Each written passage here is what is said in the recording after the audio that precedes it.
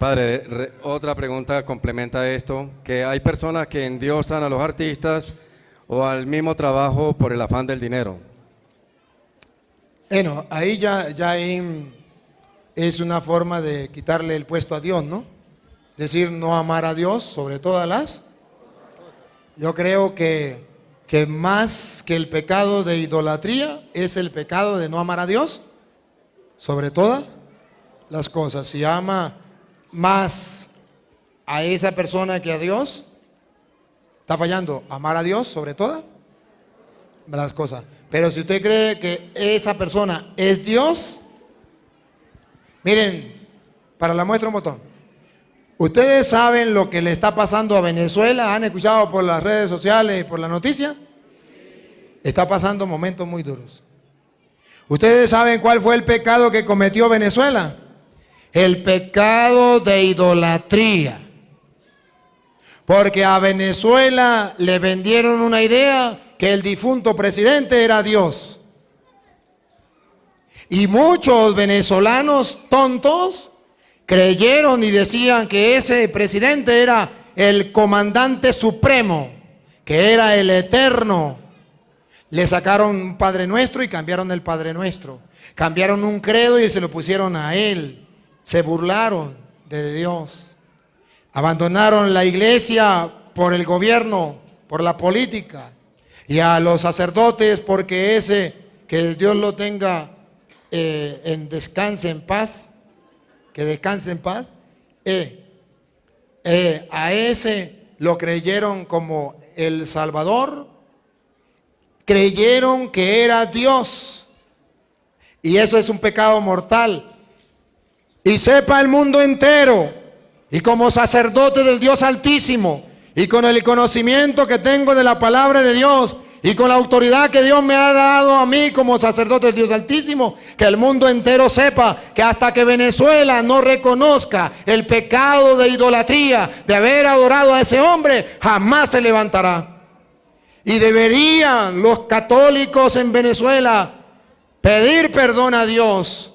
Y ojalá y quisiera que este video lo vieran los venezolanos. Hasta que los venezolanos no le pidan perdón a Dios por haber cometido tal pecado de idolatría, no podrá levantarse Venezuela. Porque Venezuela no escuchó la palabra de Dios. De Hechos de los Apóstoles capítulo 12, versículo 20.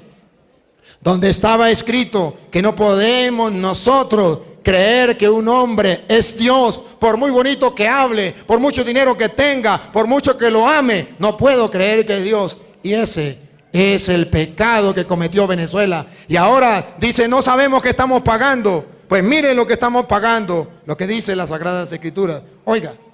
Por aquel entonces, Herodes estaba muy irritado con los ciudadanos de Tiro. Un gobernante como el de Venezuela. Siga. Y de Sidón. De común acuerdo, se presentaron ante él y, después de ganarse a Blasto, tesorero del rey, buscaron una solución pacífica, ya que su país dependía de Herodes para su abastecimiento.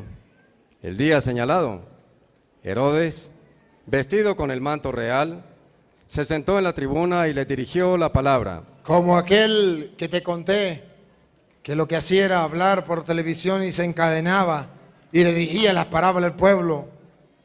Entonces el pueblo lo empezó a aclamar. Esta es la voz de Dios. Ese es el pecado de Venezuela. Cuando comenzó a clamar que lo que decía ese mortal, para la muestra un botón, ya se murió y lo enterraron, que lo que decía esa mortal era palabra de Dios. Y lo que estaba en la Biblia y lo que decían los sacerdotes no era palabra de Dios, sino lo que decía él. Repítalo, lo último. Entonces el pueblo empezó a aclamarlo, diciendo, esta es la voz de Dios, no de un hombre. No de un hombre, el supremo, el eterno. Pero de repente, mire lo que le pasó al comandante de Venezuela. De repente, lo hirió el ángel del Señor. No es casualidad, lo hirió el ángel del Señor. No fue Estados Unidos. Por no haber devuelto a Dios el honor. Por no haberle dado devuelto a Dios el honor. y empezó a llenarse de gusanos que lo comían hasta que murió. ¿Recuerdan la enfermedad de ese señor? Que era como que si lo estuvieran comiendo los gusanos hasta que murió. Y hasta que el pueblo de Venezuela, les suplico, pueblo de Venezuela, escuche la voz del sacerdote del Dios Altísimo que hoy te dirige estas palabras.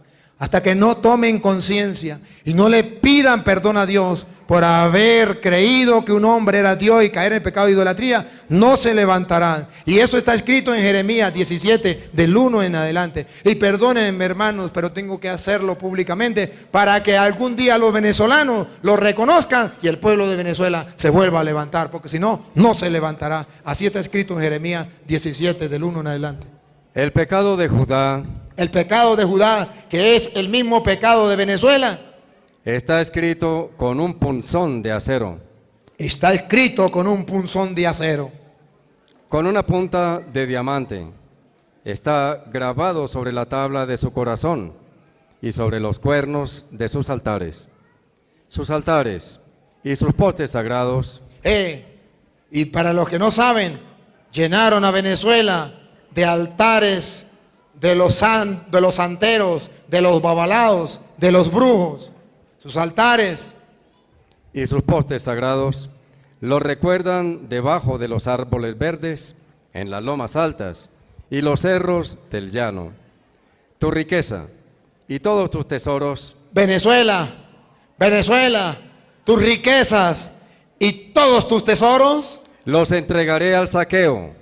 Todos han saqueado a Venezuela En pago por todos tus pecados. en pago de todos sus pecados. Tan rico mi país, más rico que cualquier otro, lo han saqueado, se han robado sus riquezas por ese cruel pecado de idolatría. ¿Cuándo nos lo levantaremos? Cuando como un solo pueblo pidamos perdón a Dios. Sigue. En esos santuarios altos por todo tu territorio tendrás que desprenderte de la propiedad que te había regalado. Tendrás que defenderte de la propiedad que te habían regalado. Y te haré esclavo de tus enemigos. Y te haré esclavo de tus enemigos. Somos esclavos dentro del país. No tenemos comida, no tenemos medicina, no tenemos nada. Somos esclavos en el país y sin poder salir, porque ya los otros países no nos quieren recibir.